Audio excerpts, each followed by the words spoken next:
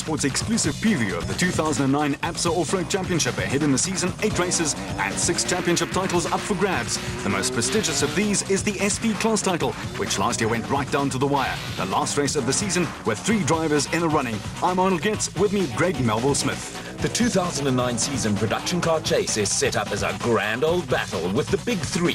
Ford, Nissan and Toyota once again pushing each other to the limit and beyond. Nissan are aiming for an astounding 9th national title consecutively, which makes it an even more impressive feat. In 2008, Duncan Foss piloted his Sassel Nissan Navara to the line first in the last race of the year, the RFS Michalis 400. And due to the fact that he'd won 4 races as compared to his stablemate Hannes Grobler's 3, Duncan effectively won the championship on a count-out on wins. It was really tight, 133 points apiece, and Foss got the nod due to 1 more race victory. And that made it 50 wins for Nissan and an 8th consecutive national crown for team manager Glenn Hall and his team. Only 4 points covered the top 3 drivers, a showdown of note. And don't for one second think that it's not going to be exactly the same type of epic battle this year. Smiles, despite it all, Duncan.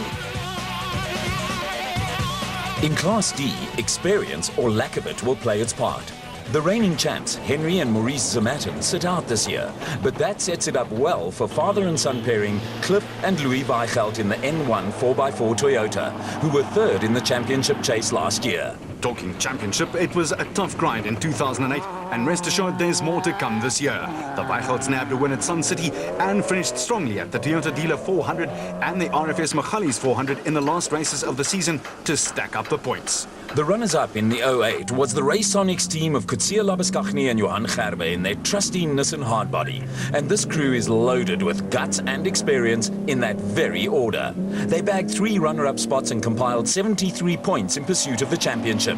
This is one face that will be there or thereabouts when they total up the points this year.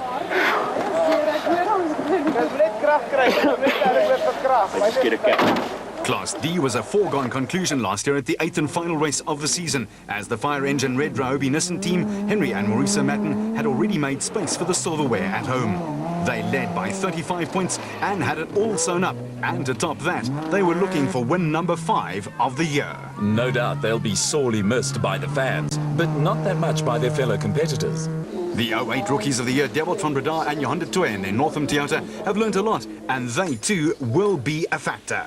In Class E, there's bound to be a battle royale as Ford, Nissan and Toyota again compete in a category designated for 4-cylinder, naturally aspirated capacity engines up to 3,500 cubic centimeters. Ford had a fine campaign with the then defending champions Jack Peckham and Lucio Santoro last year, and they were good enough for 3rd in their solid diesel Ranger. The Ford team are a well-oiled machine, and their vehicles have a reputation for standing up to immense punishment. 2nd place went to Dewald van Breda and Johan de Tooy, who won twice, but 2 non-finishers hurt their championship aspirations. They did have a very consistent mid-season though, proving that they can be reliable. When the going gets tough, the Potch Plastic lads are good value for money, that much is sure. They're hoping to go one better in 2009.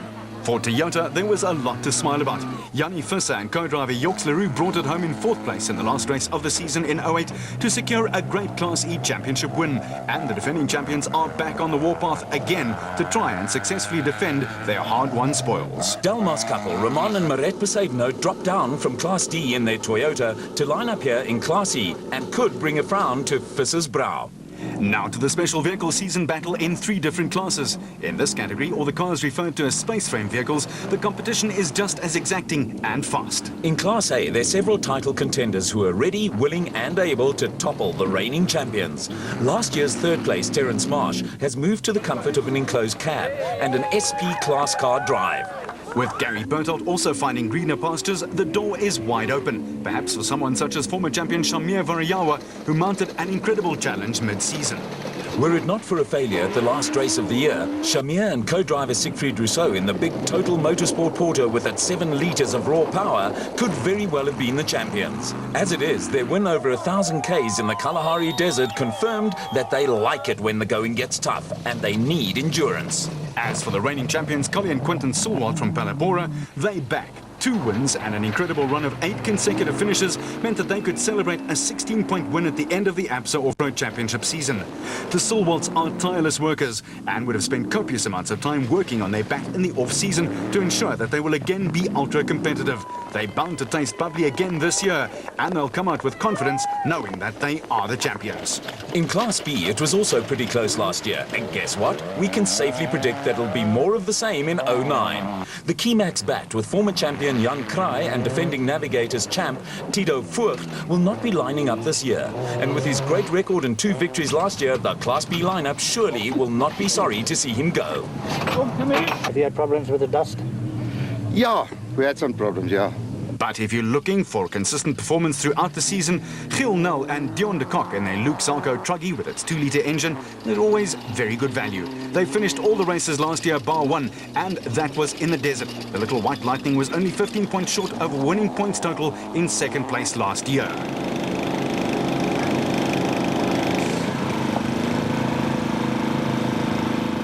Reigning champion Loader Brain has gone looking for production car glory. He and co-driver Rudy Brits only had that 15-point winning margin in the National Championship, but they too were super consistent, also only falling short of 1 finish line at Sun City after a mechanical problem. As for the rest, there are at least a baker's dozen worth of contenders out there, all desperate to clinch a national championship. So the Class B drivers and navigators have all the opportunity to turn this 2009 season into a ding-dong battle. In Class B, the 2008 season produced several first-time race winners, teams such as Roacon's David and Gary White, who unfortunately had a run of 3 races at the beginning of the season in which they could not get their charge to the line in one piece, but they followed that up with 4 finishes in a row to take 3rd in the championship. Then there was Don Thompson, the hope of KwaZulu-Natal, who also got to the top step of the podium last year. He and Don Blakey formed a formidable combination, but will be looking for more consistency in 09 to give them another shot at the national title after finishing 2nd last year. But they'll have to wrest the title away from a very determined outfit. And all that depends on the defending champions, the brothers Johan and Etienne Besaidenout in the Adenko bat. But they'll want to keep their hands on the silverware they fought for so gallantly last year. After logging 2 DNFs in the first races of the year, they went on a tear and finished with a win in the final round of the Absa Off-Road Championship, the RFS Michalis 400. What it all comes down to is that it's going to be a season that will provide spectacular racing. Our Absa Off-Road Championship preview continues with our celebration of a South African triumph in the 09 Dakar Rally. The 35-year-old Janiel de Villiers is a former South African national touring car champion and was in the year 2000 ranked as the world's most successful touring car driver.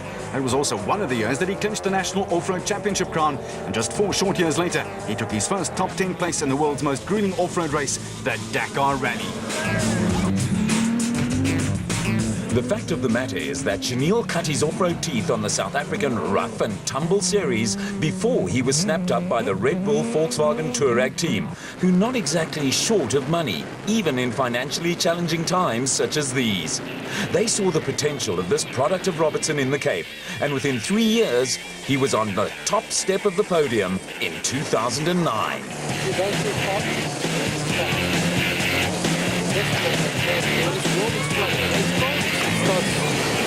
Well, you know, first of all, the finish was probably one of the best moments of my career, you know, to cross that finish line and, you know, realize that you have won.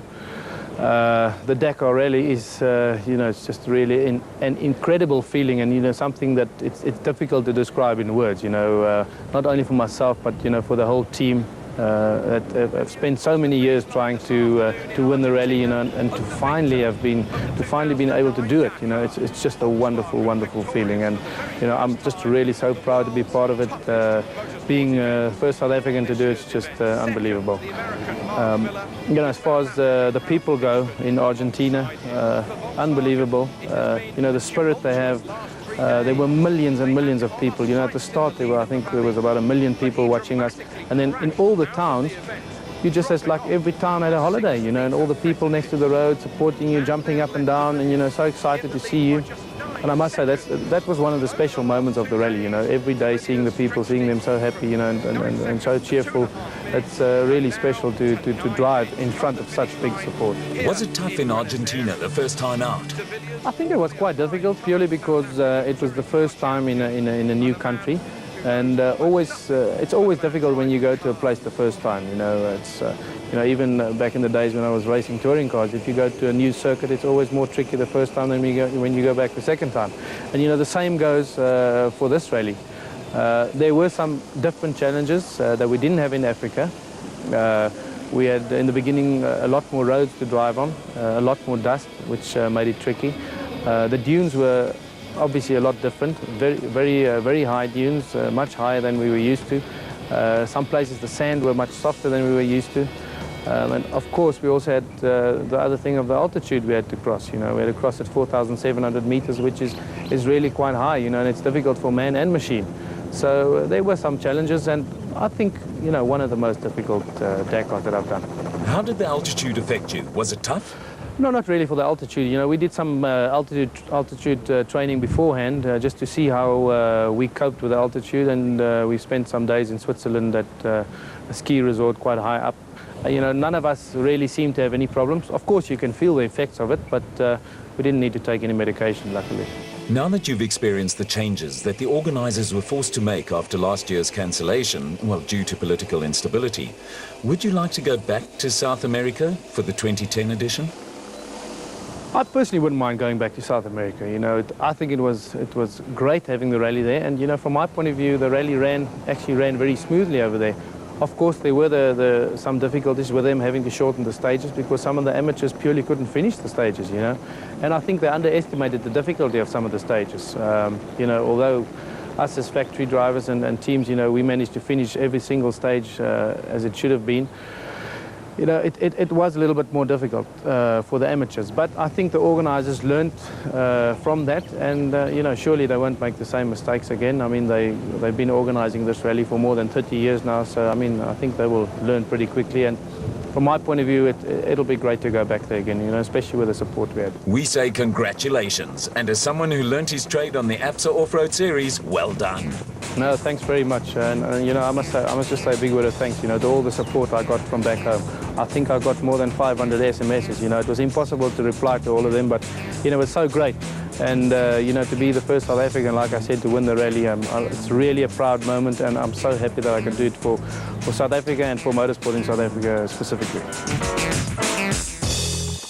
Vehicle and asset finance from ABSA. Going the extra mile. Finance from ABSA. Going off the beaten track to find solutions. And off the beaten track is about right, but someone who never loses his way is former national champion Ralph Pitchford, and he was second on the podium in Argentina, a Nissan stalwart. He's been part of the ABSA Off-Road Championship in South Africa.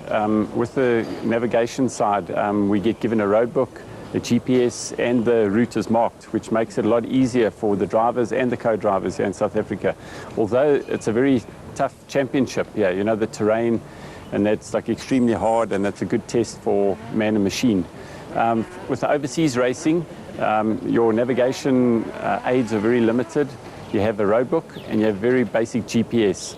And from there, you have to steer your driver in the right direction and make sure you find the way. Obviously, in the local series, you don't race on these massive dunes. Is that something difficult to get used to?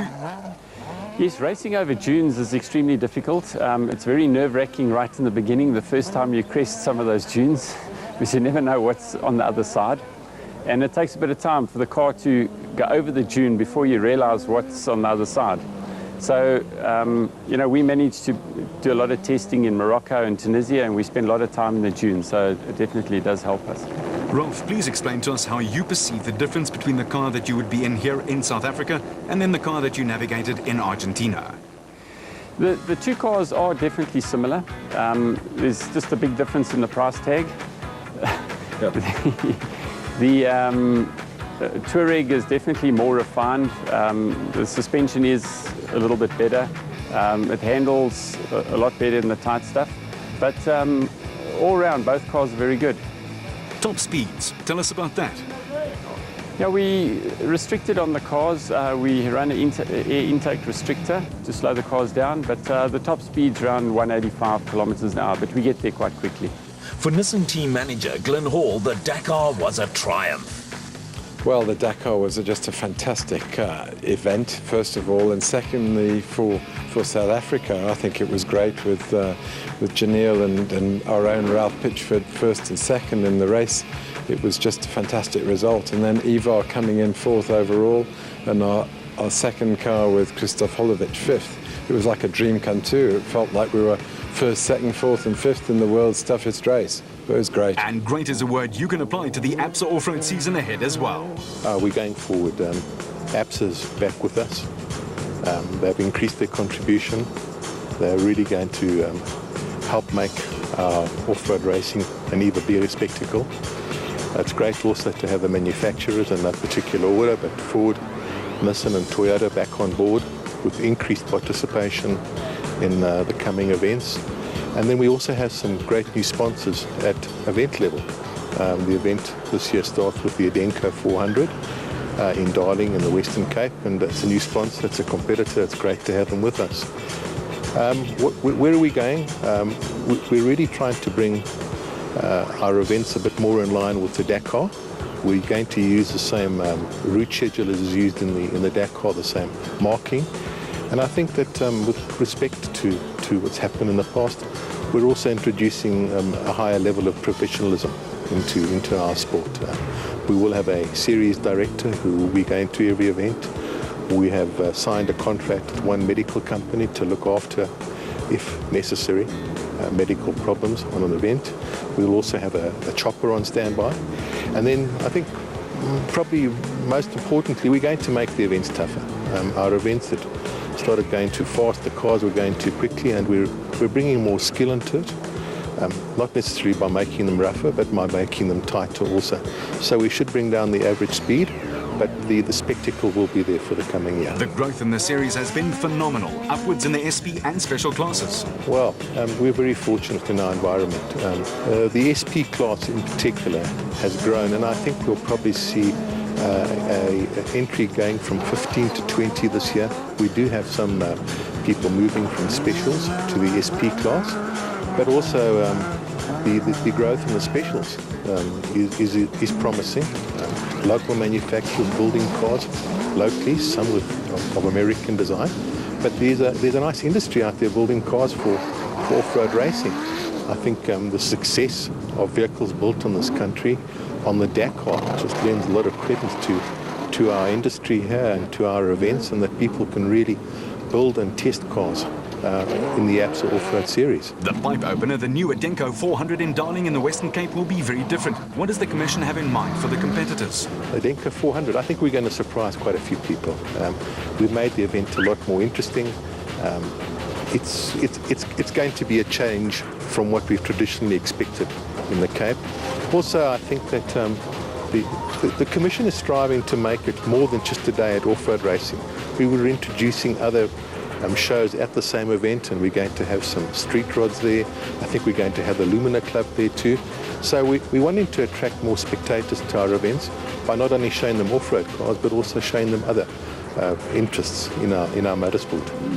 ABSA Vehicle and Asset Finance have been the sponsor of the series for the past 8 years and have seen the fruits of their labor. ABSA Bank, and with special reference to Vehicle and Asset Finance, has definitely over the last 8 years benefited from our investment as series sponsor.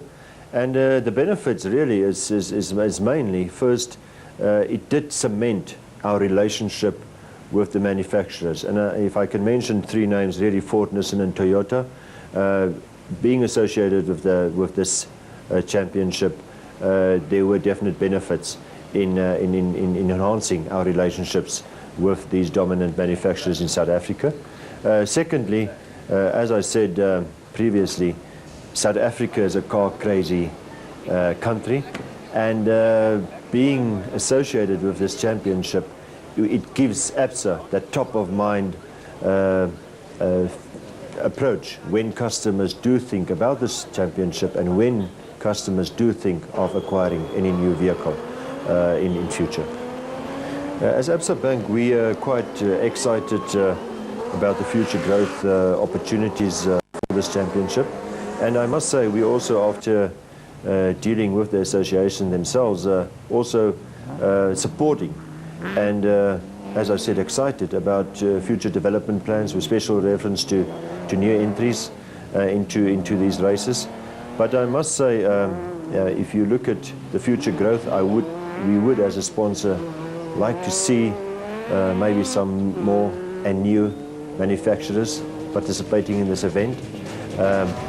There's definitely development opportunities of let's call it a new category of riders and drivers that can enter to this type of event. But the future growth, if you look at just at the first event that will take place in the Cape region soon, the entries, over 60 entries. So in these wild times, you would expect entries to start declining. We actually see the opposite, and that's quite healthy and a brilliant sign for the future of this championship. Vehicle and asset finance from ABSA. Going off the beaten track to finance from ABSA. Going off the beaten track to find solutions.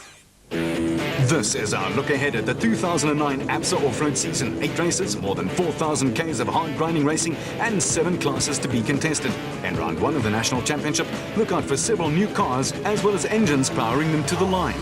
For the Peter Maritzburg-based Ford outfit, there are exciting new twin-turbo 3.2-litre diesel engines. Yeah, you heard right, diesel. Former champions Neil Woolridge and Kenny Shorthammer never finished lower than 3rd last year, but never stood on the top step of the podium either. They're hoping to remedy that in 09. Thomas Rundle up from Class E and the very experienced Henny ter Steege will team up in the 2nd Ford, making the blue and white oval with its out-of-the-box technology a real threat for line honours this time round.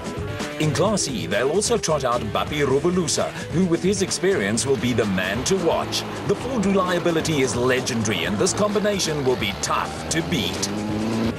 Just a bit of caution not to slide too much. And Bapi will be looking forward to some really good driving during the season.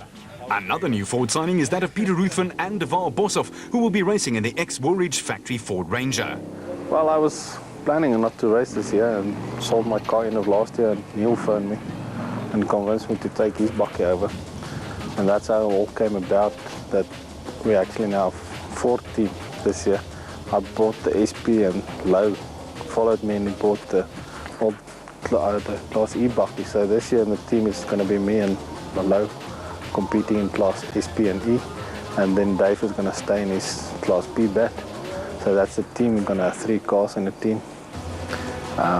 We've got new sponsors involved and we'll see how it goes. Lowe de Bruin will be enjoying the comfort of a cab for the first time. Ja, die vorige keer wat ons 'n bakkie gery was, maar ek Bos was my navigator daai tyd. Ons het altyd so om die beurt gery. Jy weet, en ons het nooit regtig ondervinding gehad. Ons het maar kort gery of ons het hom gebreek of gerol. So dit was maar van korte duur. Ons het 2 jaar plan gehad om Klas B te ry en jy weet, ons het reg gekry wat ons wou. Ons was baie gelukkig.